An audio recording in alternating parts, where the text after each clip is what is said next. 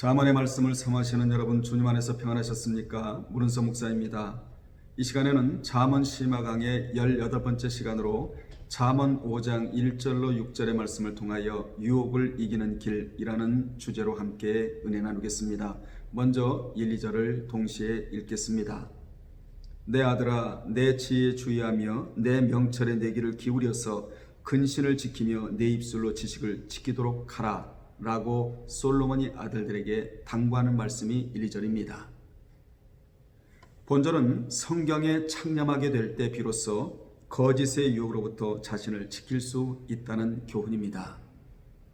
솔로몬은 아들들에게 근신을 지키며 내 입술로 지식을 지키라고, 근신을 지키며 내 입술로 지식을 지키라고 당부를 하고 있는데, 이는 1절에서 말씀하고 있는 내 지혜에 주의하며 내 명철의 귀를 기울여야 할 이유와 결과를 말씀하고 있는 것입니다. 즉 지혜자가 전하는 지혜와 명철에 귀를 기울이게 되면 근신을 지키게 되는 것은 물론 입술로 지식을 지킬 수 있게 된다는 것입니다.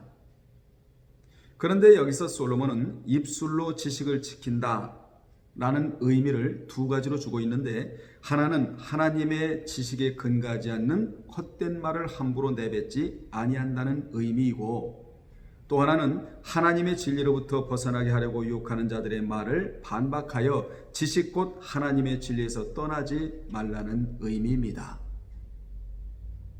여기서 우리는 이 말씀에 근거하여 영적인 교훈을 깨달아야 합니다. 그것은 바로 우리가 하나님의 진리에 근거하여 신앙생활을 할 때에 사탄에 속한 자들은 우리를 거짓 교훈으로 유혹하여 그릇된 신앙의 길로 가게 한다는 것입니다. 사탄은 결코 우리가 편안하게 신앙생활하도록 그냥 내버려 두질 않습니다. 사탄의 목적은 하나님을 대적하고 하나님께 속한 믿는 자를 망하게 하는 데 있습니다. 그러므로 할 수만 있으면 믿는 자를 거짓과 죄악으로 유혹하여 넘어지게 하려고 하는데, 이는 첫사람 아담 때부터 누누이 있어왔던 일입니다. 창세기 3장에 보면 사탄은 뱀의 모습으로 나타나 하와에게 그럴싸하게 접근하여 간교한 말로 하와를 유혹한 것을 볼 수 있는데, 그리하여 하와로 하여금 하나님께서 금하신 선악을 알게 하는 나무 열매를 따먹게 하였습니다.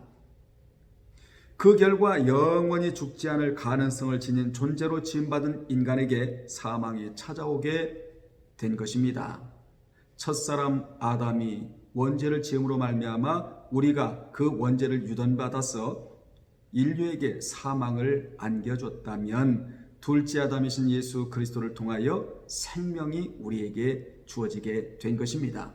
첫사람 아담이 실패를 하자 둘째 아담이신 예수 그리스도가 이 땅에 오셔서 우리의 생명을 살려주셨던 것입니다. 이것을 이름하여 구원이다, 이렇게 말하고 있는 것입니다.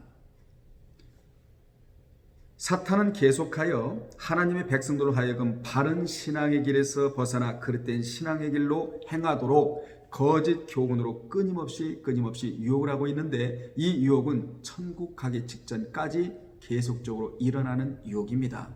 그래서 성경은 뭐라고 말씀합니까? 깨어있어라, 근신하라, 너희 마귀 사탄 귀신이 우는 사자와 같이 돌아다니며 삼킬 자를 찾고 있으니 늘 심령이 영적으로 깨어있어야 한다고 말씀하고 있는 것입니다. 깨어있는 자는 당하지 않지만 깨어있지 않은 자는 당할 수밖에 없다는 것이지요. 이 사탄으로 말미암아 수많은 이들이 하와와 같이 넘어지는 것을 우리는 주변에서 볼 수 있는데, 여러분, 하와가 넘어진 이유가 무엇입니까? 사탄과 말을 섞었기 때문입니다. 옛말에 말이 아니면 듣지를 말고 길이 아니면 가지를 말라고 했습니다.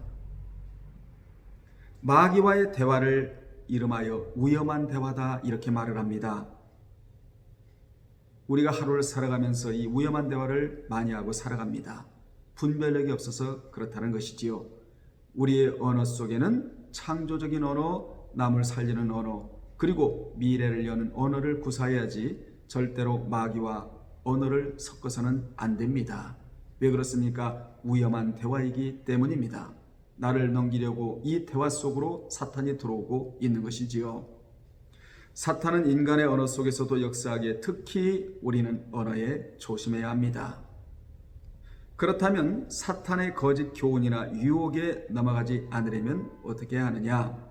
그 방법을 본문에서 자세히 알려주고 있는데 그것은 바로 지혜와 명철입니다. 그래서 성경은 항상 지혜가 앞서고 그 뒤에 명철이 따라붙게 되는 것입니다.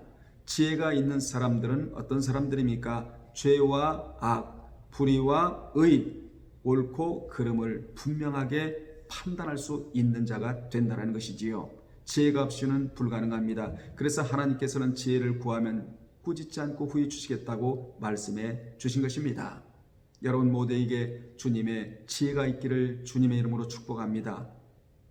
지혜와 명철로 대변되고 있는 하나님의 말씀에 창념하라는 것이지요.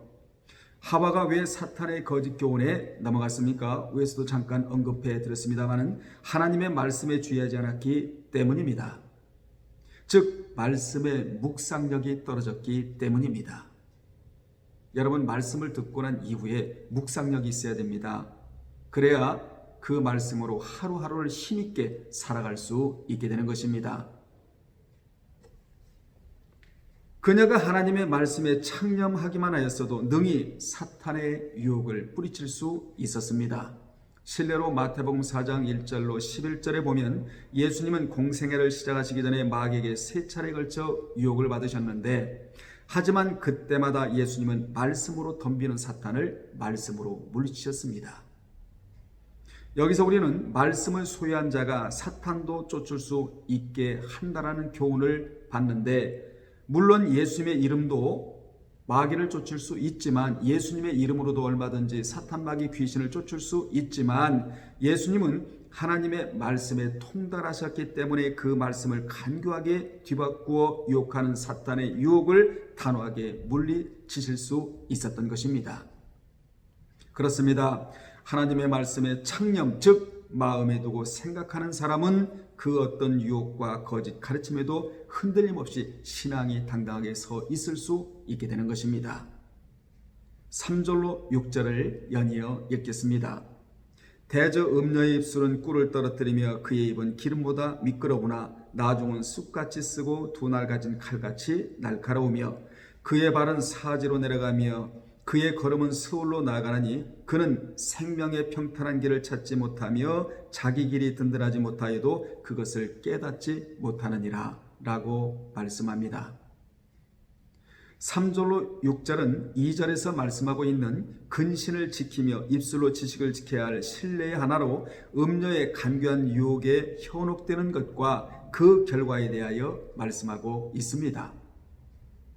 여기에 보면 음녀의 입술은 꿀을 떨어뜨리며 그 입은 기름보다 미끄러우나 나중은 쑥같이 쓰고 두 날 가진 칼같이 날카롭다고 말씀하고 있는데 여기서 꿀과 기름은 다같이 사람을 현혹하는 즉 유혹하는 이 유혹의 말을 비유적으로 묘사한 단어들입니다.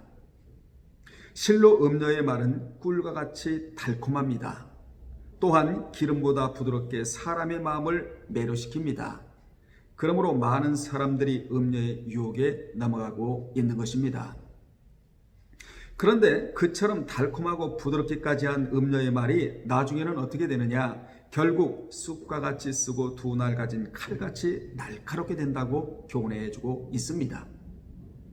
여기서 쑥과 두 날 가진 칼은 사람에게 미치는 고통과 결정적인 해악을 비유적으로 묘사한 말씀입니다. 그러므로 음녀의 유혹의 말은 달콤하고 부드럽지만 거기에 현혹되어 넘어가면 그것은 자기에게 쓰디쓴 고통과 결정적인 해악을 끼치게 된다는 교훈을 주고 있습니다.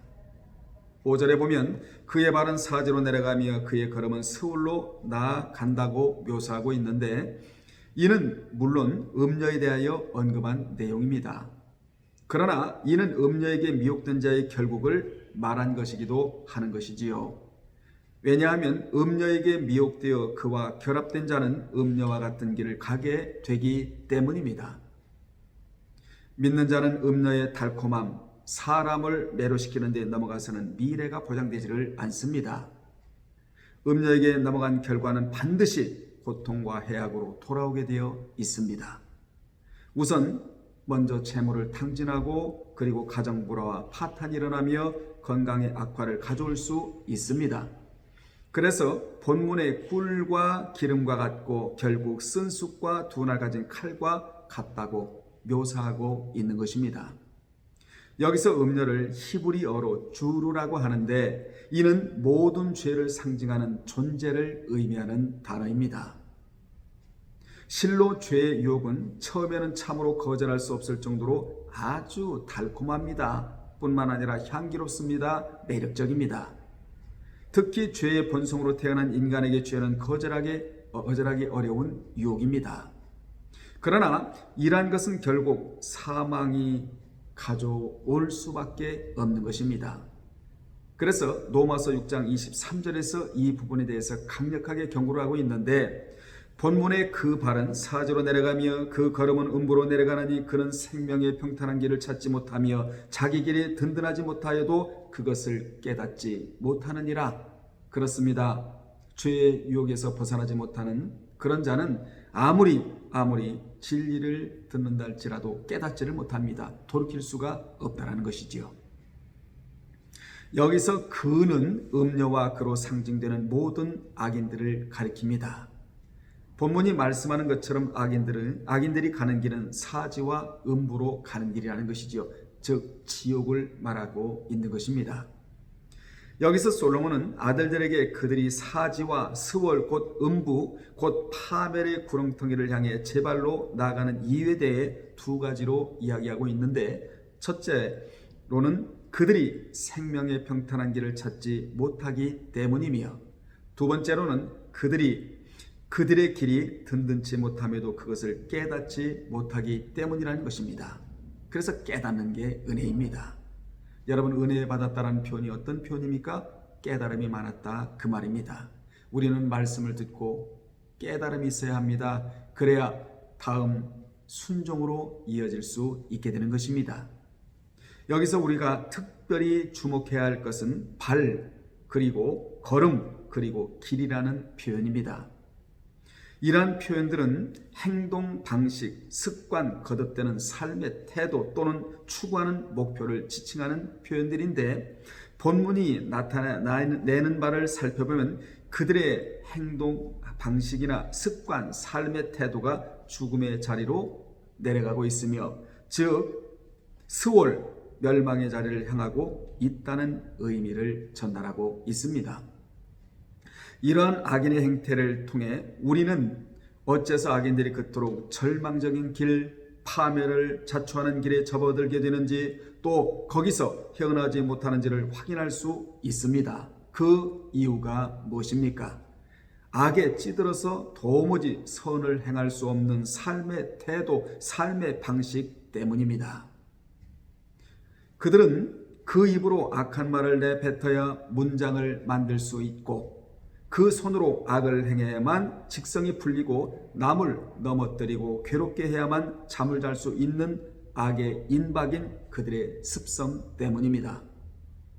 이미 이 같은 말을 4장에서 한 바가 있는데 4장 16절로 17절에 보면 그들은 악을 행하지 못하면 자지 못하며 사람을 넘어뜨리지 못하면 잠이 오지 아니하며 불의의 떡을 먹으며 강포의 술을 마심이니라 라고 했습니다. 그러한 자의 결과는 스스로의 무덤을 파고 그리고 자신의 목을 끌어 파멸의 구덩이에 던지는 결과를 초래할 뿐입니다. 이러한 말씀을 통해 우리가 또 한 번 교훈받아야 할 것은 악인들의 악한 행동, 악한 습성, 악한 삶의 방식과 태도를 교훈삼아 우리는 생명의 자리, 축복의 자리로 나아가면서 걸음걸음 행동 하나하나가 내일의 미래와 연결되도록 해야 한다는 교훈을 받아야 합니다. 왜 본문의 악인들의 악한 것을 이렇게 소개합니까? 그것을 보면서 선을 발견하라는 것입니다. 악이 없으면 선을 발견할 수가 없으니 그 악한 것들을 보면서 선을 발견하는 것이지요. 악인을 보면서 나는 선인이 되어야 되겠다. 악한 행동을 보면서 나는 선한 행동을 해야 되겠다. 이렇게 결단하고 각오하라는 교훈을 우리에게 주고 있는 것입니다. 결론 내리겠습니다. 우리가 하나님을 경외하고 말씀을 받아 사는 것은 하나님께서 특별히 베푸신 은총입니다. 특은입니다. 우리는 얼마나 고마운 은혜를 하나님께로부터 받았는지 모릅니다. 그러나 공기를 마시고 살면서 공기의 고마움을 모르고 살아가듯이 은혜 안에 살면서 이러한 은혜조차 모르고 살아가서는 안 됩니다. 그러면 세상에 빠지게 마련인데 그러다가 입에서 꿀을 떨어뜨리는 음녀를 만나게 되는 것입니다. 그러면 그 달콤함에 자극을 받아 마치 신앙생활을 하고 있는 것 같이 속아 사는 것이지요. 세상에는 나를 유혹할 거리가 너무도 많습니다. 일단 외적으로 나타내는 쾌락이 마치 꿀처럼 감미롭고 즐거워 보이지만 거기에는 파멸의 칼이 숨겨져 있다는 것을 본문에서 가르쳐주고 있는 것입니다. 아울러 죄악을 저지르고 그것이 습관화된 자들은 거기서 헤어나올 수조차 없음을 지적하면서 이러한 악인의 운명에 반하는 선하고 지혜로운 삶을 살 것을 제시해주고 있는 것입니다. 여러분은 이 교훈을 가슴에 새기고 죄악이 건네는 모든 유혹을 단호하게 거부하며 생명의 길, 축복의 길, 행의의 길, 믿음의 길로 걸어가는 복된 성도들이 되시기를 주님의 이름으로 축원합니다. 다음에 또 19번째에서 찾아뵙겠습니다. 주님 안에서 평안하십시오.